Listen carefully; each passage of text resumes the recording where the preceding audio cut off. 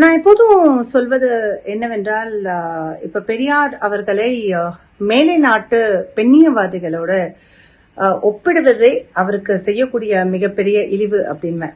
இப்ப பெண்களுக்கான வாக்குரிமை மெட்ராஸ் பிரசிடென்சில நமக்கு கிடைச்சது 1922. பிரான்ஸ்ல பெண்களுக்கான வாக்குரிமை கிடைக்கப்பட்டது 1944. சுவிட்சர்லாந்துல 1974. ஆனா இப்ப பாத்தீங்களா, நமக்கான அரசியல் பிரதிநிதித்துவம் பெண்களுக்கு 5% மட்டுமே. பிரான்ஸ்ல 35%, சுவிட்சர்லாந்துல 45%. இப்ப ஏன் இந்த மாதிரி மாறி இருக்கு? இப்ப பெரியார் சொன்னபடி பெண் விடுதலை அப்படின்றது வெறும் பெண்களுக்கு சம உரிமை கொடுப்பது அப்படியான மேலான பார்வை அல்ல.